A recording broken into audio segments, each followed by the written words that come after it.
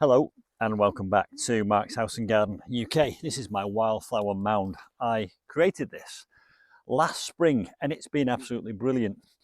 Now this is a big pile of soil which was left over from other projects which I just mounded up here, and underneath here is a subterranean hedgehog box. It's for either nesting or hibernation, so there could well be a hedgehog underneath the ground, and in this video I am going to try and get access to that with a camera and see if there is anything in there. But let me get back to the plot, which is about trimming this wildflower mound and basically cutting it all down to the ground. And I'm doing it for four reasons. And the first reason is it looks rather untidy, so this will neaten it up again. The second reason is all the cuttings that fall on the earth will provide a mulch. And the third reason, which I think is the most important reason for me and is actually a wonderful reason, is all these little seed heads will fall on the ground and sow their seeds. So I will get double bang for my buck. I will get twice as much value, because next spring this will once again spring into life, because all these seeds will germinate and come up in the spring next year. But there is a fourth reason. I mentioned that there were four reasons. The fourth reason is I have a wildlife garden and I want to make it beneficial for all aspects of wildlife. Now the birds have had their fill from this, but I think, or I like to think in my own mind, that by chopping these to the ground, and all these little seed heads, and I can see thousands of seeds, will fall to the ground and become food for rodents in my garden. Now, making a wildflower garden is surprisingly cheap and surprisingly easy. I did this in half a day, and I bought some seeds off Amazon. I think they were about £3.50 a box. I have Amazon Prime, so that they were delivered for free. And I bought two boxes and I scattered them. One was for butterflies and one was for bees, and I just scattered them, raked them in, watered them once, and then left it to it.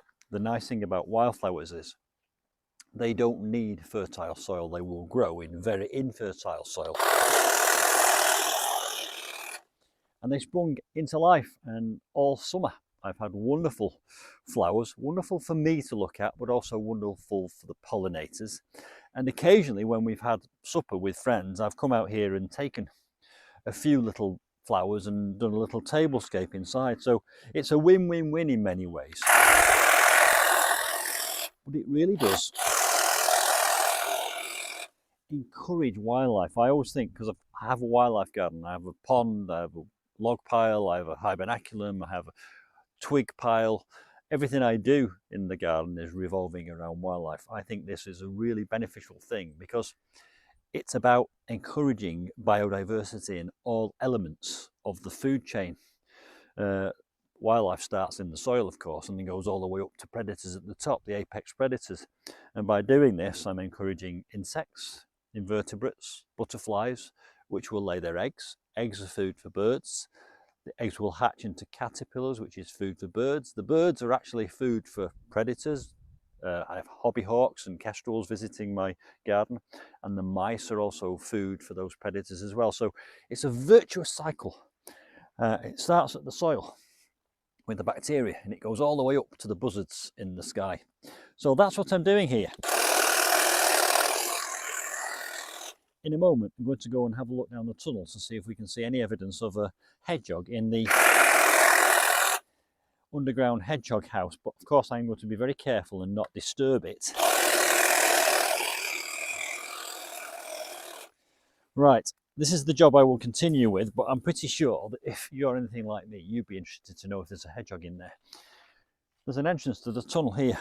I'm going to get my camera and I'm going to tape it to a stick, and I'm very carefully going to put it into that tunnel and then turn it so they can look inside the nest box.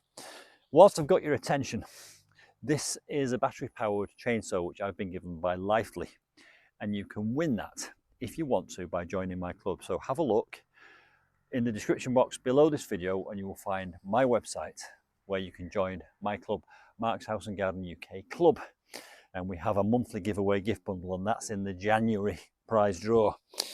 Right, I did actually put a an endoscope, an industrial endoscope in here, but the lighting isn't enough for me to see if there's anything in. So I'm now going to very carefully put a stick in with my camera on the end of it, retrieve the footage, and then drop it into this video so that we all know whether there's a hedgehog in there.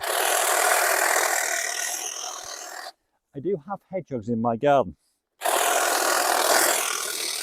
If you follow my channel, you'll already know this. Because I had a wildlife camera and caught them many times feeding. In fact, that's a feeding station just down there off camera.